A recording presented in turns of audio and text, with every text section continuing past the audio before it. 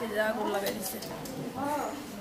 আগুন লাগাই দিছে, কি করে লাগাইছে আমরা এটা কইতে পারি না। শ্বশুরে এখানে আইয়া শুনি, সবাই অনেকের থেকে শুনছি যে শ্বশুর আইসে ভর্তি করে দিয়ে গেছে, কিন্তু কারোর আসলো না। একটা মানুষের লেগে তো একটা মানুষের বিবেক কান্দার কথা। হ্যাঁ, কি করে ফালাই দিয়ে গেল শ্বশুরে?